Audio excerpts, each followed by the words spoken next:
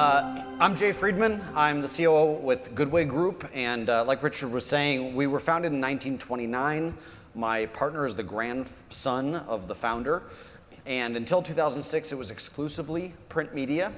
I joined in 2006 to bring a digital element to it, and since then, because of the digital side, we've grown just about 10x. And we have, as Richard said, in 2010, we stopped doing the print side because digital was going well enough that that's what we wanted to focus on. And so we've had a lot of success working with clients of all sizes, various objectives. For you guys, it would be driving trade show attendance. We've done that. We've sold cars. We've gotten people enrolled in universities. We've driven hospital operations and surgeries and whatever else it may be. So what I want to talk to you today is to demystify digital a little bit, but also to give you enough information such that you can consider digital as a part of your plan and to do it right. As little as 10 years ago, an intimate relationship was between two people. Now, one of the most intimate relationships we have is with our phone. A little awkward, but hey. You know, there are more cell phones on the planet than people. 90% of consumers own a mobile phone around the world. It's tremendous penetration of this device that fits in your pocket. But there's another really great way to use it. And that's through marketing. Now, I think as Richard was saying, a lot of folks say, well, yeah, we do digital. We send out emails. Or we do digital, you know, we do a little bit of AdWords. Well, you take a look up here, and this is the percent of time that a mind is exposed to each channel within all media. Digital is 48% of exposure time across all media. Half of that is mobile. We're missing a huge opportunity if we're foregoing or afterthoughting that 48% and focusing just on email, focusing just on search, or just on trade magazines. The thing that I love about this audience in particular is that you have a little bit of a higher level goal than just to go sell a product, right? Not that going and selling a Subway sandwich isn't an important thing in life. It's good for many people. But you have an organization that matters. So some of your organizations literally save lives. Some of your organizations provide a diversion for people. Some of your organizations provide ways for people to secure their future or to exploit natural resources. So you have a higher purpose with your organization than just to make money and move along. And in order to educate people and bring them along, we have to get people to your show, and it can't be 25 or 30 or 35%. If you're to accomplish that mission, if you're to educate everybody in your industry about what's happening in your industry today. Anybody have an industry that doesn't change year to year? Like for the last 5 years, you've had nothing new to say at your show. Okay, I kind of assumed that. That's the point. And so your show is valuable because you're going to convey new information. Everybody who's not there doesn't get to hear it.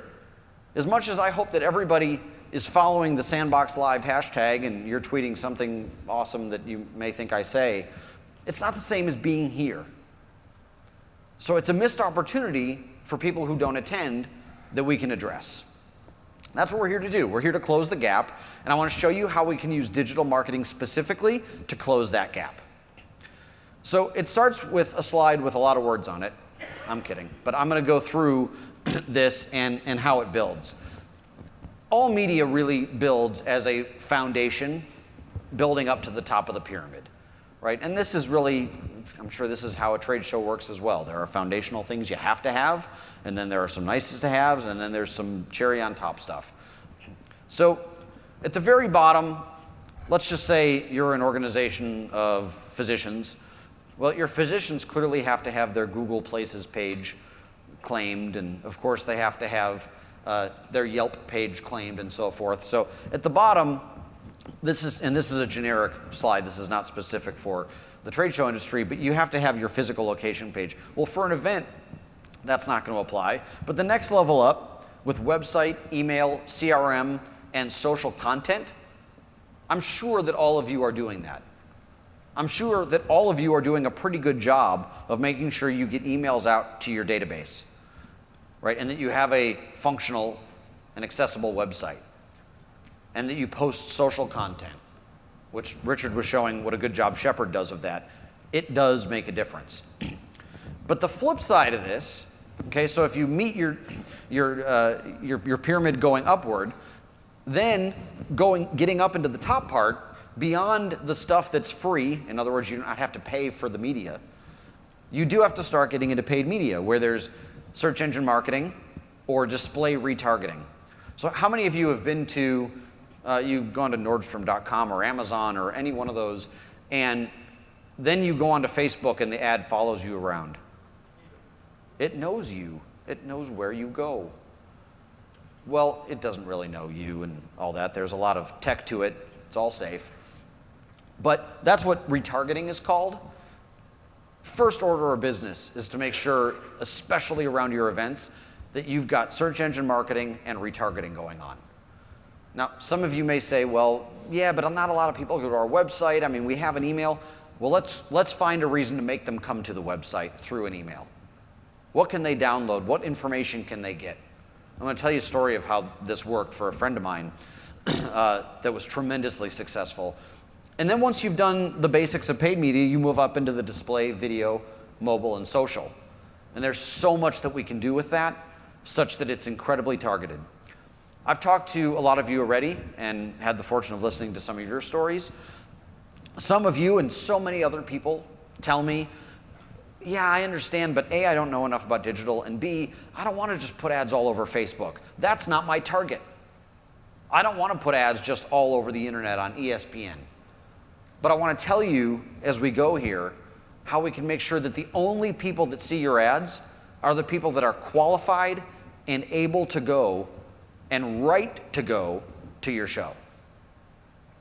And we'll get to that in just a minute. The thing is, that's the media side, but then we have to talk about the consumer side. Does everybody know about your show? Is anyone launching a new show? If you launch a new show, there has to be an awareness created. And this really works for any media, this works for any marketing plan. This is not specific to trade shows. But you have to have awareness of the product to begin with. How many people are familiar with the most interesting man in the world commercial? The Dos Equis thing, right? I see a bunch of hands. So I could flash that up here and you'd go, oh, yeah, that guy, right? But if I flashed you an ad up for a brand new beer that's never been launched, you'd have to take a moment and understand what it is and process the logo and the font for the first time. That's the same with any kind of show. If you're moving to a new logo or if you're moving to a new location and people aren't used to that, you've got to establish and you have to spend a little money to get people to do that. Those decisions cost more than just the decision itself. But you move down to, what do these people do all day long? If you're the Professional Bowling Association and you're trying to get everybody to a central conference, I can tell you where those people are all day long. They're in bowling alleys. And there's a way to target people who are in bowling alleys. Then, what does their media consumption look like? So, sure, physicians are going to go to very specific physician-oriented websites, not WebMD and stuff, but stuff for their profession, right? But we want to dig a little deeper into that and understand what their behaviors are. So for instance, do the folks that are going to come to your show, do they shop online for makeup a lot or gardening type stuff? Do they get food delivery? You'd be amazed that the median amount of behaviors that each of you has associated with your cookies on your profile, and no, you don't delete your cookies even if you think you do. Get to that back there. The median number of behavioral identifiers you have is 54. So when you go online and you go to Yahoo or whatever, Yahoo is reading through your 54 behaviors and determining what ad to show you based on who's willing to pay the most among all of those behaviorally related items. So when you see that ad for the Nordstrom shoes that you looked at, that's one of your behaviors. And Nordstrom just said, we know that people who look at shoes and leave them are 26x or whatever it may be more likely to buy than the regular user. We're willing to bid significantly higher than Chevy, let's say, who's running an ad to someone they think might be in market for a car. And that's how it works, is it's an auction that goes on in the background in Facebook, in Twitter, for the videos that you watch before the video that you really want to watch. Knowing that behavioral content is huge. So what we do then is we just put them together. We start with what your media can do for you. We find where your audience is, and the two of those lock together to create a media plan where you don't have to spend $100,000 to get the coverage that you used to months ago. Or sorry, years ago, months ago. Geez, that would be terrible. But even 15 years ago, you might have had to have spent a lot more money, or you might have gone out with a $30,000 budget and been concerned that you didn't know what kind of results you were going to get, and you didn't even know if you were going to hit the right people. That is disappearing. How many of you have run digital, though, to try to promote your shows at all? You can reach, it's okay, I won't tell anybody. And how many of you worked with an outside company to do that? Okay, so a few of you. And how many of you worked with an outside company where when the campaign was all over, you don't have to raise your hand on this one, but the rep came in and said, man, was that great. That really worked. We got a 0.4 click-through rate, 0.4%. That's 4 times the industry average. So here you go, sign up for next year. Okay, the thing is, a lot of folks in digital, they don't want to take the time up front to establish what your goals and requirements are such that they can actually prove to you that it worked. That's the way I work. I want to make sure that we agree up front what you need to see in the end in order to know that you've succeeded. I don't like being the guy who comes in all excited in the meeting, right? Hey, and you guys, no. You say, that didn't work. That's not good. Did one of those very early in my career, decided probably not going to do that again. So I want to tell you a story. A friend of mine who owns an advertising technology company, and how he made digital really, really work for him, similar to how I would work with everyone here. So he was, his kids went to a private school, or they go to a private school, and the school was financially in trouble, and their enrollment had been down, and it was a pretty small school, and they needed to get 25 more students enrolled in the next 4 months, or they weren't sure they were going to be able to keep open the following school year. And he said, well, he said to them, listen, I'm going to handle this for you. I'm going to make sure that you get your 25 students because I know how to market online, and I'm going to make this work in a way that you're going to be pretty amazed. But it's going to cost almost nothing. In fact, he said, I'll pay for it myself. It's not going to cost all that much, right? And I said, well, why didn't you just send them to a different school? He said, they love that school. We love that school. I don't want the school to close. It's worth my time. It's worth my energy. It's worth the money to help save it. So what he did was he had the school send out a series of emails that drove to a landing page on their website. For instance, time to pay your tuition. Please confirm that your balance is where you believe it is. Okay, so some people had it on auto pay. But we really need you to confirm that your balance is up to date. Okay? Through the roof, people checking their balance. Of course, when they went to that website, a cookie was dropped. And they were now able to isolate that audience. Okay? Also, fundraiser, please at least click here to tell us whether or not you'll be participating. Not going to force the fundraiser this year. We just want to capture them. Got that audience, and then developed a lookalike model. Said, all right, we've got a couple hundred users, okay, that are parents, family, friends, whatever it may be. we're going to do two things. First, we're going to develop a lookalike model. Who in this area, in this 5-mile radius, looks exactly, they shop at the same places, they consume the same type of content online, they appear to be worth the same amount of money or have the same level of income. Again, we don't want to target people who aren't ever going to consider coming to this school. Expand the audience just slightly. Then they said, well, we have all the cookies on the desktop, but it's a mobile world. We have the ability to essentially jump devices. So you're on a desktop, but you're also often on the same Wi-Fi network, or you use the same apps, or you use the login for the same apps versus a website. And we're able to essentially then find the mobile devices. Imagine just a big magnet on a user with a PC, and shoom, comes the tablet, shoom, comes the phone, right? And we start to spider out and get on all of these devices. So he had parents coming into the school saying, all I'm seeing are ads for your school. What's going on? They said, have you enrolled for next year yet? No. Could you do that now? Sure. They got enrollments moved up. Normally, people would wait 2 or 3 more months. This ensured some financial stability. I'm sure that there are some of you who would like your registrations to occur earlier, right? To help you better plan. So this is one of the ways, by owning that internet experience around your users, at some point, people say, I'll do what you want me to do, whatever this ad is saying, if you'll just make it stop. How many of you have thought, if I buy the shoes, will it end? And we can do that working with your site and with your code and everything, such that it does close the loop and the ads stop as soon as they register. So the great thing here, though, was that it didn't take 4 months to get 25 more students. They got 25 new students to the school who'd never been enrolled before in the first month. Half of the people that came in and enrolled said, I had never heard of your school, but I started seeing ads all over the place. And I love it.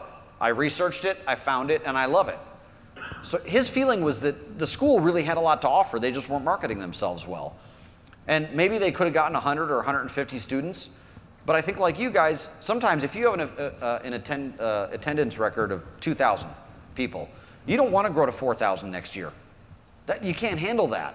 The school couldn't handle 150 more registrations. They just needed 25. So what it takes is establishing your path. What do you want to grow to? Tell us where you're at. Tell us what the opportunity is. So if you're at 35% attendance, you've got 65% opportunity. What if you've got 20% of that 35 that always goes anyway? You know they've been there 8 years in a row. You have no risk of losing them. The economy's not down. Then let's peel those 20% out. We're not trying to get you the same people that have always gone before. We're not trying to advertise to people or spend money on people that we know are going to go anyway, or that we think we already have taken care of. We want to grow incremental. And we want to define with you what your goals are. So is it an extra 50 people? Is it an extra 800 people? And then what is each extra registrant worth? Do any of you have high value targets in your database where you say, look, not all potential registrants are worth it. If we could get these 40 people here, any of these 40 people, they're so influential that raises the cachet, it raises the value of our event. You can mark those separately and say, look, if we can get those people to attend, that's worth $400 per. But regular attendees maybe are worth $200, or whatever it may be. For some of you, it may be $20.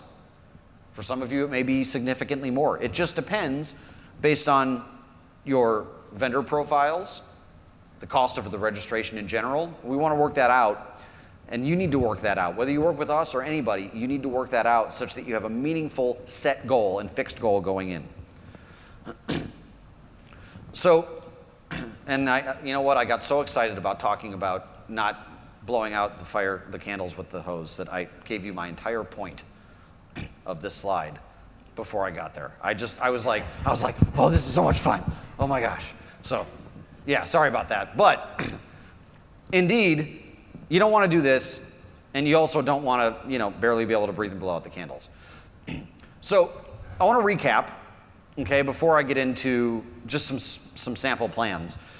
Number one, each plan is unique. I don't think any two groups in here should have the same plan. Even if your associations are similar, even if you're both in manufacturing, my guess is you have different reasons for your shows. You have to make sure that your plan is unique and talks to that, okay? Number two, hyper-targeting. We do not want to blast this out and come back and tell you what a great click-through rate we had. We want to come back and say, your normal conversion rate on attendance was X. For those people we exposed, it was Y. That lift has provided or produced a value of Z. And we want to be accountable with you, or at least whoever you work with should want to be accountable with you, such that you're in this together and you're doing the same thing. No vendor wants to come in and work with you once.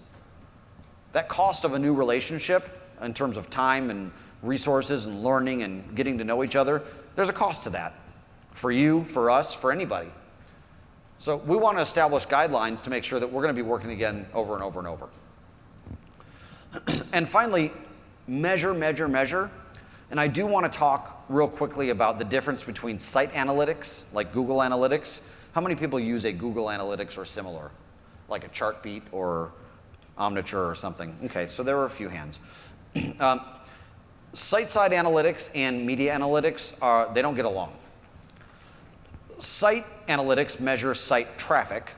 Media analytics measures the performance of media. And site analytics can't measure the performance of media because it's outside of its world. So I won't spend too much time here because it does get technical. But there's code that we can place on your site. We can tie back and tell you whether someone converted after clicking, if they converted after only viewing the ad. We can tell you what the average frequency was to make them get there. In digital, I will tell you that, not in search. Search clicks matter. But when you're doing a Facebook ad or you're doing a display ad like a banner or you're doing a video, clicks are not the goal. Clicks don't matter. In fact, there have been so many studies showing that there is an inverse correlation between those who click and those who convert or sign up. The goal is to get people to be aware of it. Anyone use direct mail? Does anybody, what's your click-through rate on direct mail? Right? It doesn't click. But people still sign up. So that's what we're trying to get here, is we're trying to encourage a behavior, not an intermediate behavior. A very important concept that this is worth writing down and exploring is the notion of having a data management platform, or DMP, because we put an acronym to everything. This is like a carpenter without a hammer or a baseball player without a bat. You guys without a DMP.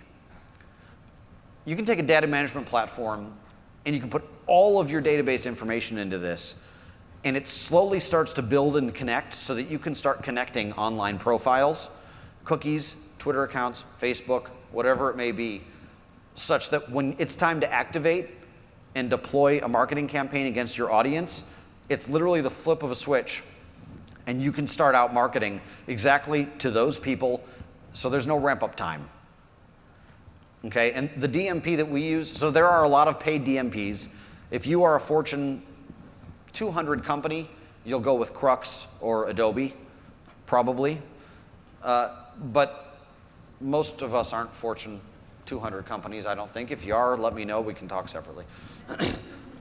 But most of us are going to want to look for a product that provides what we need, no more, and the cost is right. So when you work with us anyway, the DMP that we work with is at no charge because it's part of the buying engine, and so it's all packaged into the media. It would come out to a couple pennies every 1,000 impressions that you serve. I would really recommend reading up on DMPs a little bit, or come talk to us so that we can talk to you about how we can get you set up with one. The setup isn't even, it's just part of the first program. There's truly no extra cost. And talk about why we want to work together with you over and over and over. Now the data's all in there. We've all spent a lot of time doing this. We want to make sure that we have an ongoing program. Digital media it's science, but it's kind of weird science.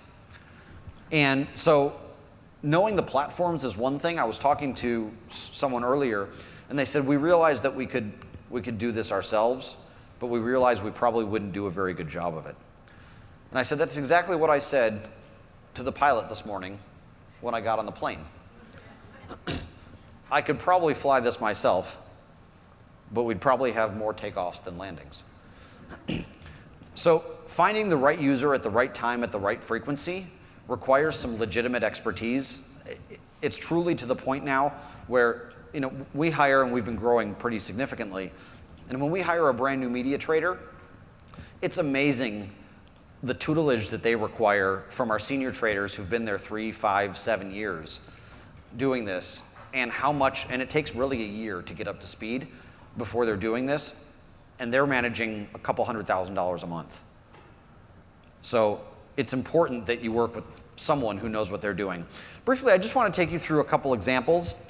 So for instance, if you are a professional association, okay, so you're not talking to consumers, you're talking specifically B2B, and you've got really a fixed number of attendees. So you might be the Nursing Oncology Association, or you might be the Excavating Association.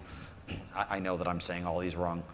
So what we do is we want to define your universe. Okay, so we've talked about getting the database and identifying exactly who the universe is. Is it retail buyers? Is it retail buyers only of appliances at big box stores? Whatever it may be, that's okay. And I think that's maybe some of the hesitancy that some of you may have around digital is, well, our universe is really small. Great, that's actually a lot better, right? If your universe was 200,000 people, we'd have to spend a lot more money to get where we need to go. We don't want to spend more money. We want to get you the results. We know you'll pay for good results, so let's get there. Once we've defined the universe, we take the customer file, and boom, we can go to Facebook, Twitter, Google, and then we have our own proprietary systems that we connect that customer file to, such that we make sure we're only advertising to your desired people. Now, like I said about the school before, we can build a behavioral lookalike group a little bit beyond that, whereas for Chevrolet, we might build a behavioral group that's slightly beyond it of 3 million people. For some of your shows, we might just extend out 500 people. For some of your shows, we might not do that at all. Okay, so this is where the process becomes fairly collaborative. You're experts in your business. We're experts in ours. We have to share knowledge and work together. And then the key is, again, showing the ads only to your members or that narrowly defined audience. Now, if you have a show that consumers might come to, so I know that I was talking to Richard, and he's got a group that does a footwear show, and they do some radio advertising. So if they're doing a show here in Atlanta, it's anybody who wants to come and look at the new footwear fashions. So where do the pyramids meet, right? That's the number one thing we have to decide, right? If you have consumers, where can we meet your pyramid with where the consumers are? So radio is a good option. I wouldn't say to ditch radio. If you have a consumer plan and you can get to the right demo on radio, that's smart. But digitally, we can take your customer file. That's where we grow the lookalikes more significantly, and we're able to target the high interests. Finally, this is where search, social, mobile all comes into play. A lot of you guys should have some search running, even if it's very narrow, all year round, frankly. I mean, for your show is one thing, and that might be seasonal, but for your associations in general, every one of you should have at least a moderate search budget running all year long to help grow your overall membership. And we can track conversion success. Again, place a little piece of code on a sign-up page or on a thank you for registering page, and you'll know your exact results. There's no guessing. The plans started around $10,000, so I just wanted to set expectations because with $1,000, usually it's right when you get going, you might see a little bit of success, and then the $1,000 is gone, and you say, what did you do? I want to make sure that you're thrilled, right? And so the clients that we work best with, Again, some of them might be 50,000, some are 30, but we start at 10. And then I think just like I mentioned, you hire Richard and his group to do a great job at your events because they're the experts. All of you are the experts within your show. You know it. But make sure that you work with an expert on your digital, because the right expert will return significantly more money than they cost. So that's all I had on my side, but I think Richard, if you wanted me to take any questions, or if you have any questions, it seems like a boisterous group. So I'm a little nervous that all the hands are going to go up at once. Wow. So, don't make me call on you. Yeah. Okay, so. Yeah, right. So the thing is do any of them play fantasy football? Probably. And they log in using an email address at that site. And then they have Gmail or Yahoo Mail or something like that. So the question was, just to make sure everybody heard, she has retail store owners who aren't really using the computer during the day, or even really doing a significant amount of browsing on their phone or anything. And is that okay? So the thing is the email address or the name and address still ties back, right? So at some point they're going to be on the computer. Maybe they're on their credit card website, which obviously we don't put ads within the credit card login. But there is a network of sites that helps convey that email address to login information. And so again, the good news is, let's just say we try to match the email address, and you give us, let's say you give us 10,000, and let's say 5,000 of them don't match. Then you don't spend at least, right? So again, it's only to the matched users. It's not like we fill those in with randoms. I better stop doing that before I go to 4 slides in. Were there any other questions? Yes? How does the conversion rate work nationally? Oh, internationally? So it depends on the market, and it depends on, I would want to understand what percentage of your show attendance is typically international? A little over 40%. 40%, okay. And then what predominantly, is it Europe, is it Latin America? It's Latin America. Okay, so there's plenty of opportunity in Latin America. Facebook, Twitter, Google, everything still has good penetration there. But I'd want to probably sit down with you specifically and, again, make sure we have defined goals and then tell you yes or no whether or not we think it would work. Thank you. Yeah, but international is definitely possible. Over here. Like I need the microphone button. How do you integrate your digital approach with print, which we still have, Sure. with telemarketing, which we do, and with our direct mail? Yeah, so I think that if you go back, well, I'm not going to go back, but if we go back to the to that wheel that shows us how much time people are spending with various media, so direct mail, telemarketing, those aren't included in the media wheel because they're moments in time, they're not extended periods. Direct mail is a tremendous vehicle. When you know where people live or work, there's no question. But the thing about direct mail is, let's say that the mail piece is even 50 cents a piece, which is inexpensive. That's still $500 per thousand. In our world, if the effective CPM is $10 a thousand, that tends to be on the high side.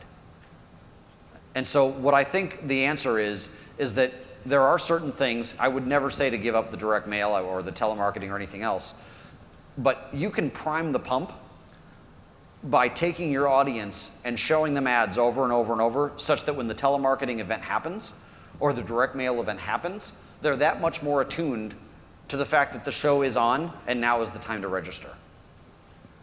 And I think for anyone individually, it would be great for you to share your entire plan, because I'm not interested in owning the whole budget, right? What we want to understand is, how does this need to work together? And I think that will depend. But you're dead right. You have to keep doing those.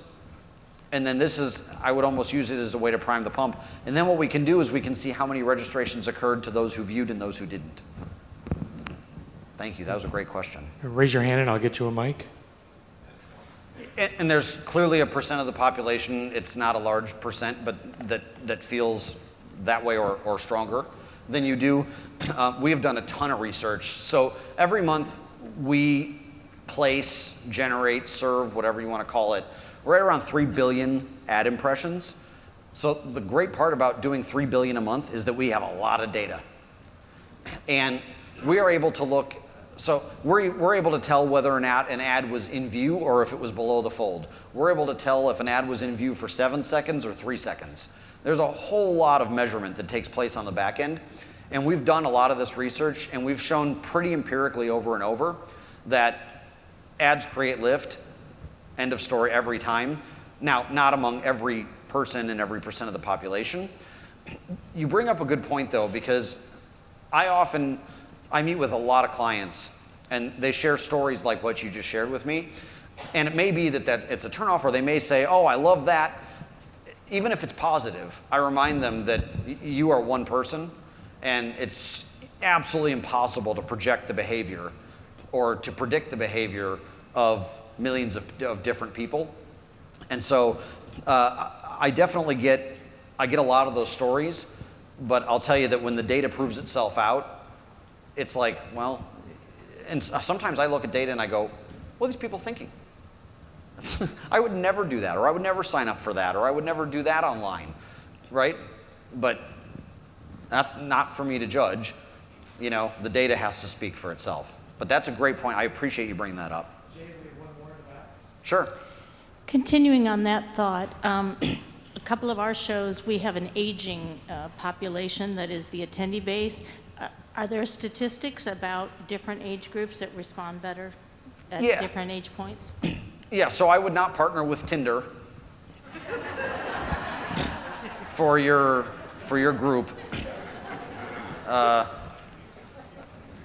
I probably am closer to your group than the other, so I don't know if you swipe up or you just throw the phone away if you get to that point. But yes, so we have a ton of statistics and data, not only around age and income and demographics and everything, but even the sites where those folks tend to index. I think, again, the thing is, so no matter the age, most of us have mobile phones. Certainly smartphone percentage, penetration percentage declines as you get older in age. The great thing is, though, that if they don't have the device, then we're not going to have to spend the money. But I would want to do some research up front to make sure that it's worth us even trying to spend the money. I think that's a very good point. So we're going to be back at the booth, the one with the light and all the people screaming and yay and everything. So, but yeah, we'd love for you to come see us and we can talk about your individual situation. Thank you so much. Thank you. Very nice. Very nice. Yeah.